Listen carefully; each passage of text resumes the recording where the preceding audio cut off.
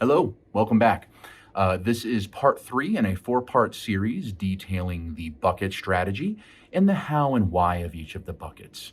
This is bucket three, the stock market bucket. Now, we've been using words like stability, mitigation, and liquidity a lot so far for the first two buckets. But we're about to pivot away from those concepts and into the concept of growth. Bucket three is a growth bucket. It's there to make sure that as we are burning through the money in bucket one and two, we have assets growing to replace that money.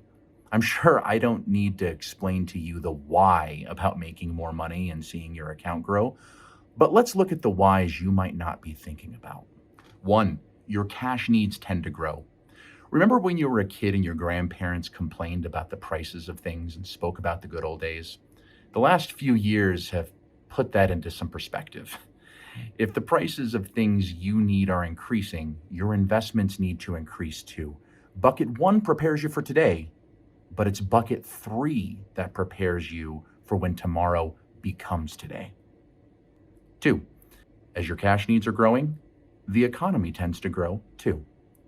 It's not just prices that increase, so too do the worth of the companies charging those prices. The purpose of bucket three is to give you financial access to a global economy that seeks growth over long periods of time. Emphasis on the long. More importantly, it is meant to give you access to financial assets who seek to grow at a rate faster than inflation. Okay, so the how here is pretty simple. Let's take a look at the most common type of investment by far in this bucket: common stocks. Common stocks have so many classifications it could warrant its own series of videos.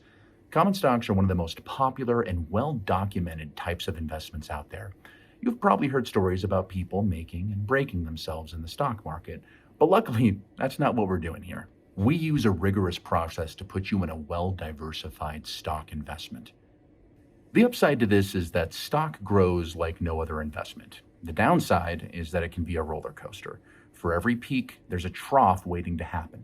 That volatility means less to you, though, because you have a strong bucket one and two. And that's it for bucket three. The world of stock provides a lot of room for different strategies, so don't be fooled. Bucket three is just as versatile, customizable, and complex as the other buckets. Coming up next, we have bucket four. Bucket four is going to be more of a speculation bucket. Not everybody's going to have it, but it does have some interesting investment types in it. So if you're a finance nerd like I am, be sure to check us out in video 4.